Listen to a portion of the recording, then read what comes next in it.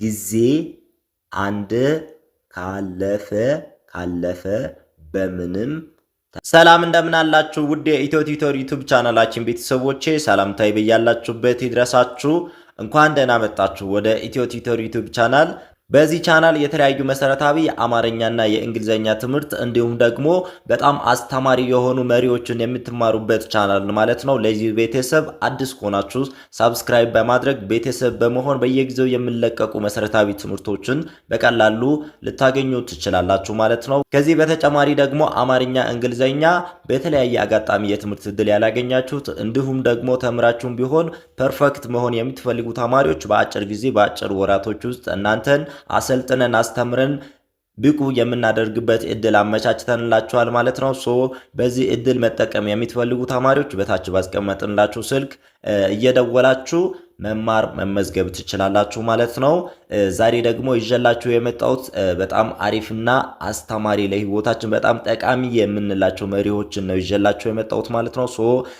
ወደ 10 የሚሆኑ ፖይንቶችን እንመለከታለን። ከናንተ የሚጠበቀው እያንዳንዷን እያነበባችሁ እንዲሁም ደግሞ ምን ማለት እንደተፈለገ ሐሳቡን እየተረዳችሁ ነው መሄድ ያለባችሁ ማለት ነው። አሁን ቀጥታ ወደ ቪዲዮ እንገባለን። የምትጽፉበትን ደብተርና እስክሪብቶ እንዳዘጋጃችሁ እርግጠኛ ሁኑ። ስለዚህ ከመጀመሪያው ጀምረን እያየን እንሄዳለን ማለት ነው። ቤተሰቦቻችን እዚህ ጋር እንደምትመለከቱት ወደ 10 የሚሆኑ ሐሳቦች አሉ ማለት ነው። ወደ 10 የሚሆኑ ፖይንቶች አሉ ማለት ነው። እነኚህ በጣም አሪፍ የተባሉ ሐሳቦች ናቸው ማለት ነው። ከመጀመሪያው ስንጀምር የመጀመሪያይቷ ምን ትላለች?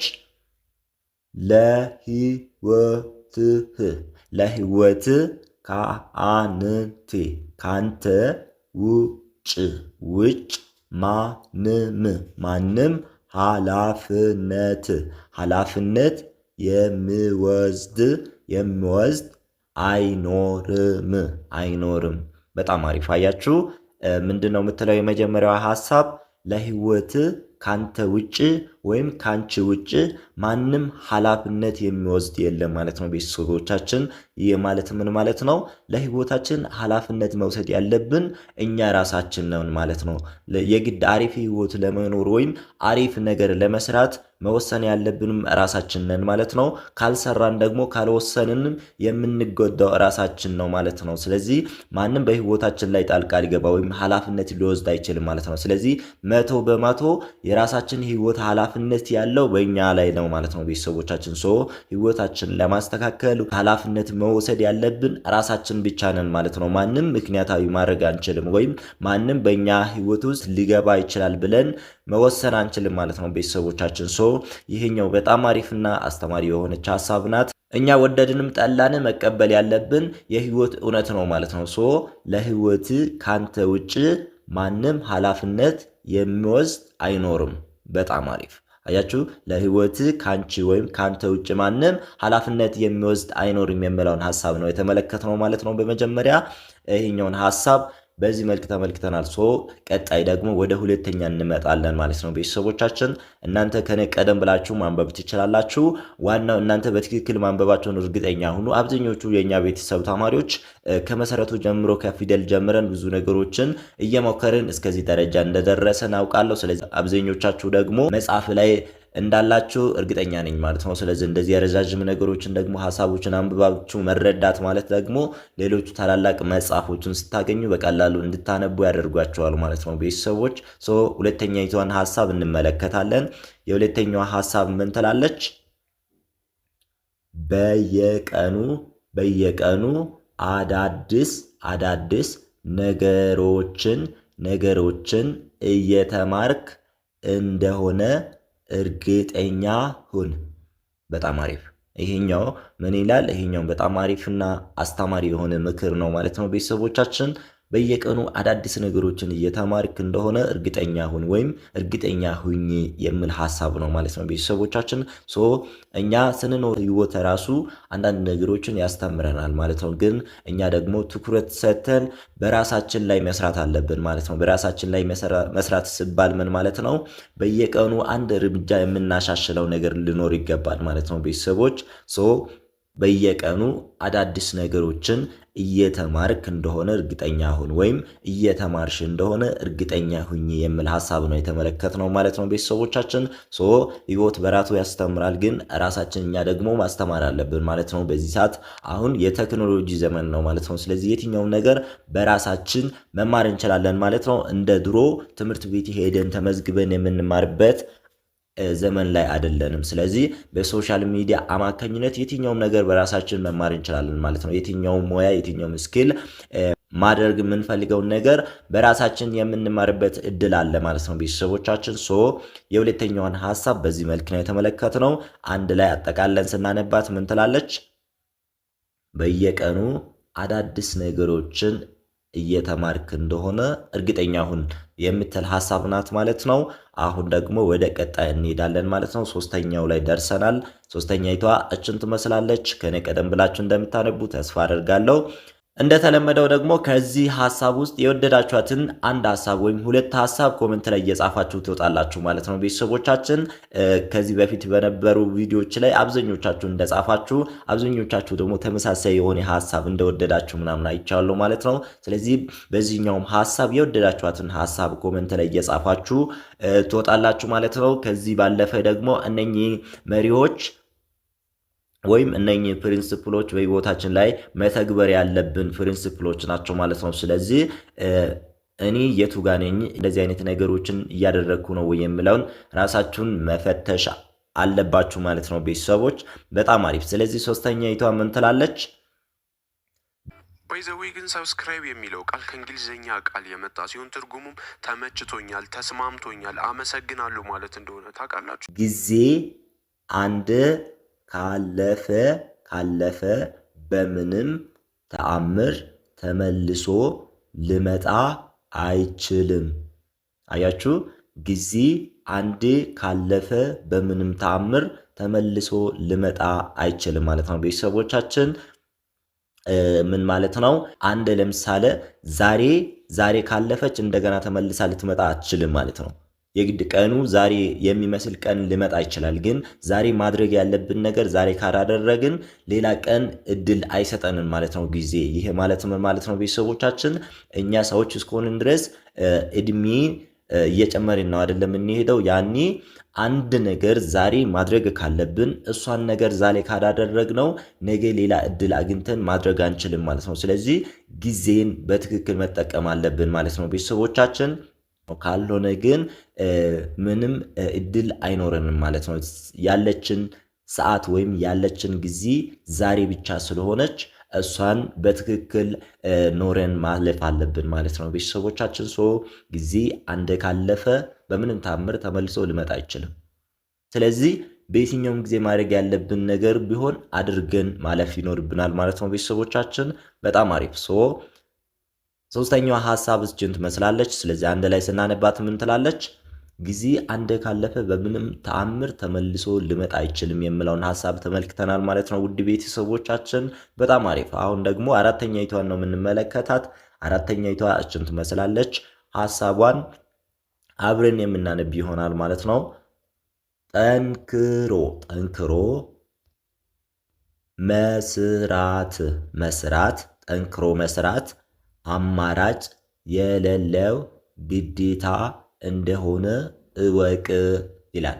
አያችሁ፣ ይሄኛውም በጣም ትክክልና አስፈላጊ የሆነ ሐሳብ ነው ማለት ነው ቤተሰቦቻችን። ጠንክሮ መስራት አማራጭ የሌለው ግዴታ እንደሆነ እወቅ ይላል።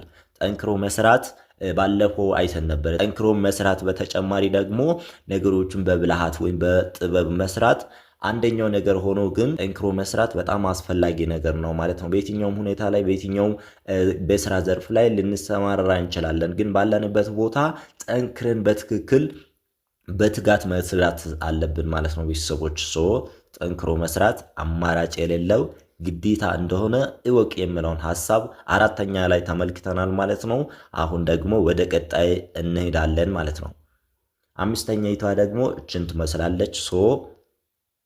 አምስተኛይቷን ሐሳብ ደግሞ አንድ ላይ የምናነብ ይሆናል ማለት ነው። ምን ትላለች? ትክክለኛ የሆነ ጓደኛ በጥንቃቄ መምረጥ መቻል ይኖርብሃል።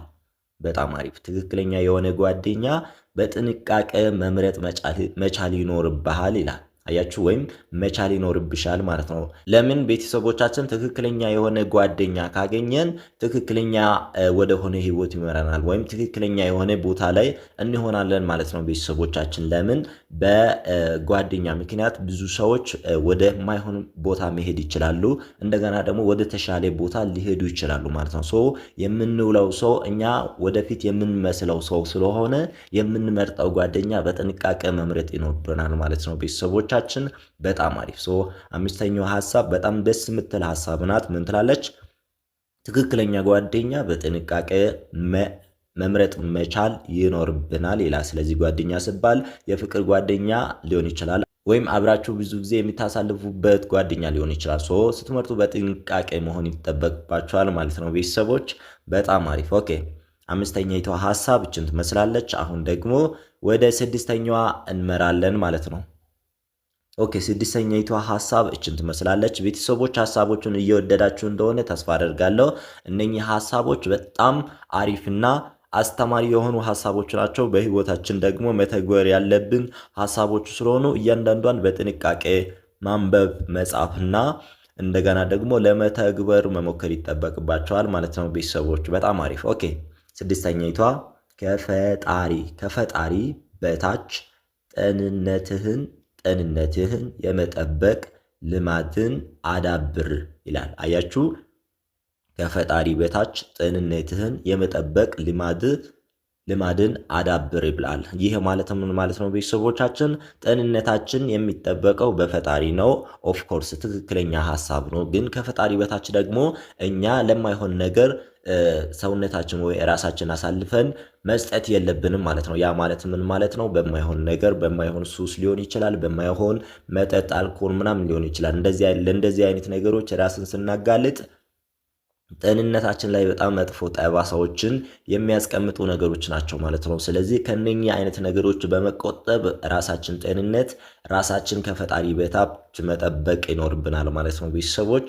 በጣም አሪፍ። ይሄኛውን በጣም ትክክለኛ የሆነ ሐሳብ ነው ማለት ነው ቤተሰቦቻችን። ለምን ነገሩ በጣም ከፍተኛ ከሚባል ደረጃ ከመድረሱ በፊት እኛ ማድረግ ያለብን ጥንቃቄዎች ናቸው ማለት ነው። አንዳንድ ጊዜ እኛ ከምንቆጣጠረው በላይ ከደረሰ በኋላ ምንም ነገር እኛ ብንቆጠብ በራሱ ምንም ማድረግ ስለማንችል ቀደም ብለን መጠንቀቅ ይኖርብናል ማለት ነው ቤተሰቦች። በጣም አሪፍ። ኦኬ፣ ወደ ሰባተኛው ደርሰናል። ሰባተኛይቷ ምን ትላለች? እችኛዋን ትመስላለች። በየትኛውም ሁኔታ ስሜትህን መቆጣጠር መቻልን ተለማመድ።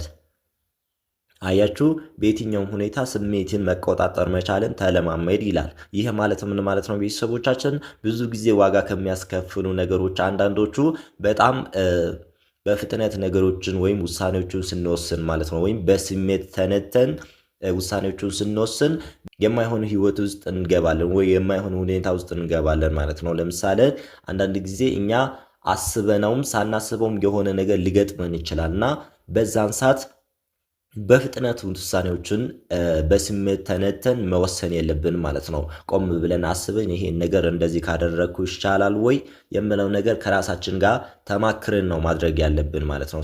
በየትኛውም ሁኔታ ስሜትን መቆጣጠር መቻልን ተለማመድ የሚል ሐሳብ ሰባተኛ ላይ ተመልክተናል ማለት ነው ቤተሰቦቻችን። እስካሁን ካነበብናቸው ሐሳቦች የትኛዋን እንደወደዳችሁ ኮሜንት ላይ መጻፋችሁን እንዳረሱ ቤተሰቦች።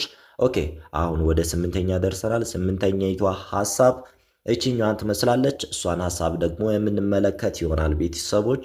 ምን ትላለች?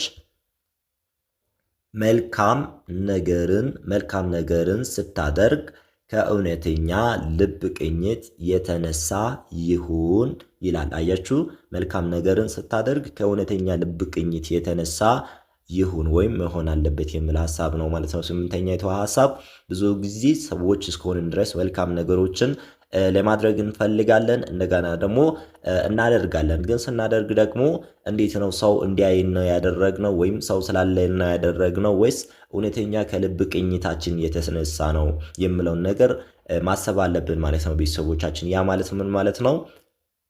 የሆነ ቦታ ላይ መልካም ነገር ስናደርግ ሰው ስለሚያይ ካደረግነው ሰው በማይበት ቦታ ላይ አናደርገው ማለት ነው በቃ። ስለዚህ ግን ከትክክለኛ ልብ ቅኝታችን ከሆነ በየትኛውም ቦታ ላይ ሰው ሊያየን ላያየን ይችላል። መልካም ነገሮችን ለሰዎች ልናደርግ እንችላለን ማለት ነው ቤተሰቦች።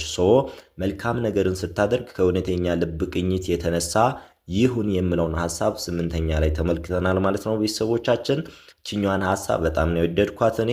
እናንተ ደግሞ ከወደዳችኋት ትጽፋላችሁ ማለት ነው ኮሜንት ላይ ቤተሰቦች። በጣም አሪፍ። ኦኬ እንግዲህ አሁን ወደ መገባደጃው አካባቢ እየደረስን ነው ማለት ነው ውድ ቤተሰቦቻችን። 9ኛይቷ ላይ ደርሰናል። 9ኛይቷ ምን ትላለች? ሁልጊዜ ከፈጣሪህ ጋር ያለህን ግንኙነት ጠንካራ አድርገው ይላል። አያችሁ፣ ይሄኛው ደግሞ ከሁሉም በላይ አስፈላጊ የሆነ ነገር ብዬ አስባለሁ ቤተሰቦቻችን። ሁልጊዜ ከፈጣሪህ ጋር ያለህን ግንኙነት ጠንካራ አድርገው ወይም ጠንካራ አድርግ የሚል ሐሳብ ነው ማለት ነው ቤተሰቦቻችን። ይሄ ማለት ምን ማለት ነው? በየትኛውም ሁኔታ ላይ ሆነን ከፈጣሪ ጋር ያለን ሪሌሽንሽፕ ከፈጣሪ ጋር ያለን ግንኙነት የላላ ማድረግ የለብን ማለት ነው። ጠንክር ያለና በምንም ተአምር የማንደራደርበት ነገር ማድረግ አለብን ማለት ነው ቤተሰቦቻችን። እንደዛ ካደረግን ደግሞ እኛም በህይወታችን በውሳኔያችን በተለያየ ነገር ጠንካራ እየሆንን እንመጣለን ማለት ነው። 9ኛይቷ ሐሳብ ምን ትላለች? ሁልጊዜ ከፈጣሪ ጋር ያለህን ግንኙነት ጠንካራ አድርገው የሚል ሐሳብ ነው የተመለከትነው ውድ ቤተሰቦቻችን። አሁን ወደ መጨረሻው አካባቢ ደርሰናል። እየፈጠንኩባችሁ ከሆነ እናንተ ቪዲዮውን ፓውዝ እያደረጋችሁ እያቆማችሁ ቀስ ብላችሁ ማንበብ ትችላላችሁ ማለት ነው ቤተሰቦቻችን። በጣም አሪፍ። የመጨረሻኛይቷና 10ኛይቷ ሐሳቧ ምን ትላለች? እሷን አንብበን በዚሁ የምናጠናቅቅ ይሆናል ማለት ነው ውድ ቤተሰቦች። በጣም አሪፍ። ኦኬ ከማንም ሰው ጋር ራስህን ላለማወዳደር መወሰን አለብህ ወይም አለብሽ ማለት ነው። ይህ ማለት ምን ማለት ነው ቤተሰቦቻችን? አንዳንድ ጊዜ እኛ ሰዎች እስከሆንን ድረስ ራሳችን ከሰዎች ጋር ለማወዳደር እንሞክራለን ማለት ነው። ስለዚህ ይሄኛው ትክክለኛ ሐሳብ ወይም ትክክለኛ ተግባር አይደለም ማለት ነው። ራሳችን ማወዳደር ያለብን ትላንትና ከነበረን ማንነት ወይም ትላንትና ከነበርንበት ደረጃ ጋር ነው ራሳችን ማወዳደር ያለብን እንጂ ከማንም ሰው ጋር ራሳችን ማወዳደር የለብን ማለት ነው ቤተሰቦች። ይሄኛው በጣም ነፃ የሚያወጣን ሐሳብ ስለሆነ በደንብ አድርጋችሁ ልብ ልትሉት ይገባል ማለት ነው። ምንድነው የምትለው? አንድ ላይ ስናነባት ከማንም ሰው ጋር ራስህን ላለማወዳደር መወሰን አለብህ ወይም መወሰን አለብሽ የሚል ሐሳብ ነው ያየነው ማለት ነው መጨረሻ ላይ ቤተሰቦቻችን። በጣም አሪፍ። ወደ 10 የሚሆኑ ለህይወታችን በጣም ጠቃሚ የሆኑ መሪዎችና አስተማሪ የሆኑ ሐሳቦችን በዚህ መልክ ተመልክተናል ማለት ነው ውድ ቤተሰቦቻችን። እነዚህ ሐሳቦች እናንተ ከማንበባችሁ ባለፈ ለህይወታችን ደግሞ በጣም ጥሩ የሆኑ ነገሮች ናቸው። በአንድ ድንጋይ ሁለት ወፍ እንደሚባለው እናንተ ማንበቡንም እየተለማመዳችሁ እንደገና ደግሞ በጣም ምክር የሚሰጡና በህይወታችን መተግበር ያለብን ሐሳቦችን እያወቃችሁ እንድትሄዱ በመለው ነው እንደዚህ አይነት ሐሳቦችን ማመጣላችሁ። ስለዚህ አብዛኞቻችሁ እንደምትወዱት እርግጠኛ ነኝ። መውደዳችሁን ደግሞ የሚታሳዩት እናንተ በኮሜንት ላይ በሚታሳዩት ሪአክሽን ነው ማለት ነው። እያንዳንዳችሁም የወደዳችኋትን ሐሳብ እየጻፋችሁ መውጣታችሁን እርግጠኛ ሁኑ። ከዚህ የዘለለ ደግሞ እናንተ የፈለጋችሁትም ሐሳብ ካለ ኮሜንት ላይ እያሰፈራችሁ መውጣት ትችላላችሁ ማለት ነው። ላይክ ማድረግ ሼር ማድረግ እንዳትረሱ። ቅድምም እንዳልኳችሁ ደግሞ በተለያየ አጋጣሚ የትምህርት ዕድል ያላገኛችሁ አማርኛ፣ እንግሊዝኛ በጥቂት ወራቶች በጥቂት ጊዜያቶች ውስጥ አቀላጥፋችሁ አንብባችሁ ጽፋችሁ የምትወጡበትን ዕድል አመቻችተንላችኋል። ይህን ዕድል መጠቀም የምትፈልጉ ተማሪዎች በታች ባስቀመጥንላችሁ ስልክ እየደወላችሁ ከኛ ጋር መማር መመዝገብ፣ በጣም ውስን የሆኑ ቦታዎች ስላሉ መመዝገብ ቦታዎችን ማስያዝ ትችላላችሁ ማለት ነው። በያላችሁበት ቦታ ሆናችሁ ነው የምትማሩት። በትምህርቱ ላይ ምንም ሳትጠራጠሩ በጣም ብዙ ከዚህ በፊት የተማሩ ተማሪዎች አሉ። ከነሱ ኤክስፒሪየንስ እያገኛችሁ የምትማሩበት እድል አለ ማለት ነው። ይህን እድል መጠቀም ይኖርባችኋል ማለት ነው። በሌላ ቀን ደግሞ እንደዚህ አስተማሪ ቪዲዮ ለህይወታችን በጣም አስፈላጊ የሆኑ ብዙ ነገር የሚያስተምሩ ቪዲዮችን ይዘን እንመለሳለን። እስከዛው ሰላም ቆዩልን። መምህር አዲስ ነበርኩ። አመሰግናለሁ።